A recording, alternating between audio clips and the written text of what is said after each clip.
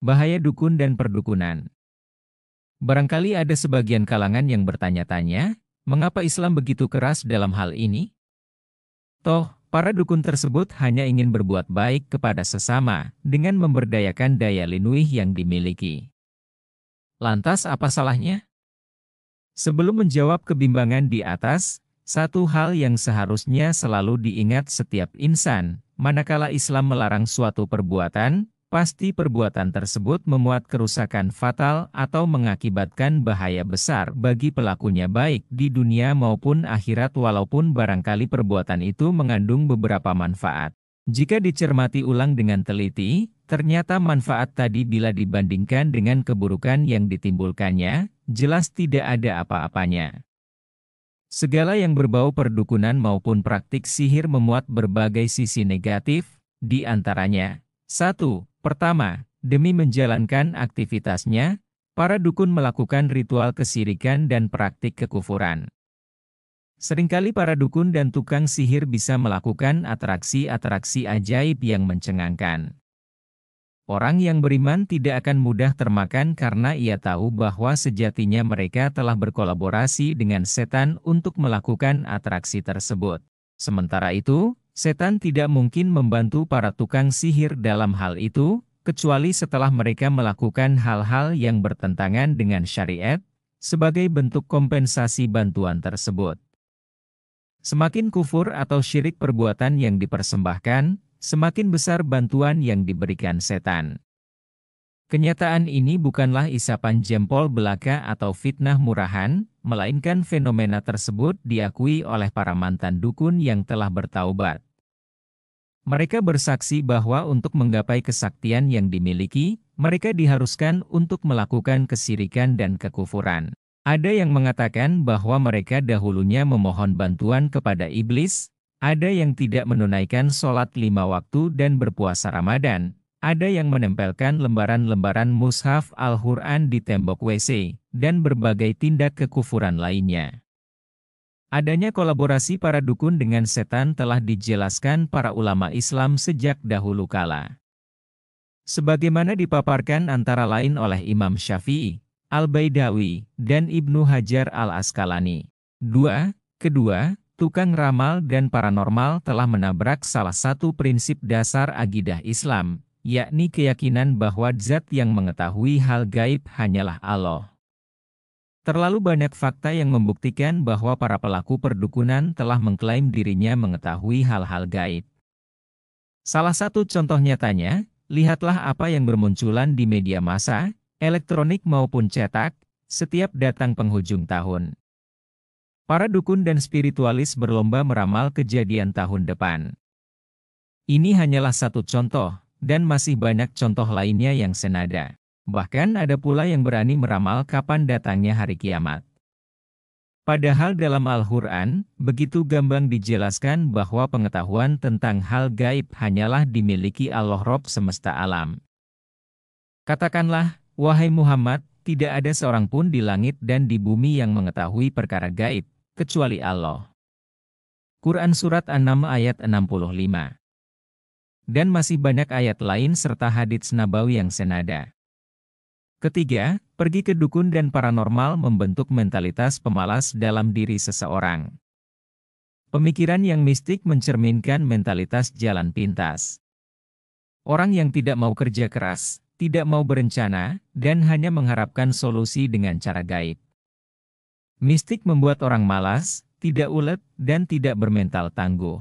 Islam menginginkan umatnya ulet, tangguh, rajin bekerja, bersungguh-sungguh dalam berusaha, serta tidak bergantung pada sesuatu yang fiktif dan terbuai dengan angan-angan kosong. Islam juga sangat membenci karakter pemalas.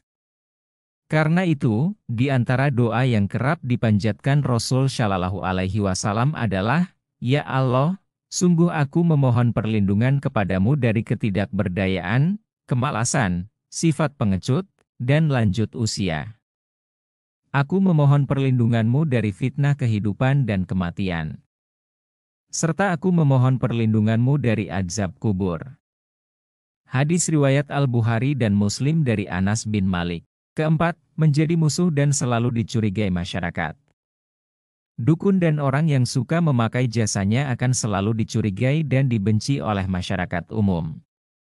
Terlebih lagi pada saat terjadi musibah yang menimpa seseorang dengan ciri-ciri yang tidak wajar, maka hal tersebut akan menimbulkan kecurigaan, dan seringkali tuduhannya diarahkan kepada para dukun dan orang yang menggunakan jasa dukun. Akibatnya, sering kita jumpai sebagian masyarakat bertindak main hakim sendiri terhadap orang-orang yang dicurigai melakukan praktik perdukunan. Kelima, memotivasi orang untuk berbuat maksiat. Cobalah renungkan dengan baik, bukankah orang tawuran agar menang meminta jimat dan ilmu kebal kepada dukun, wanita pelacur supaya laris meminta ilmu pengasihan kepada dukun, pencuri dan perampok agar lancar dalam menjalankan misinya diberi ajian sirep oleh dukun, dan bandar judi supaya lancar dan sukses bisnis terkutuknya datang kepada dukun, bahkan para dukun memberikan ramalan nomor togel kepada orang-orang awam. Keenam, perdukunan menzalimi orang lain. Seringkali dukun menyakiti orang lain dengan santet, teluh, pelet, jengges, dan sejenisnya atau mengguna-gunai orang sehingga hidupnya hancur. Jelas ini adalah kezaliman yang tidak akan Allah biarkan begitu saja.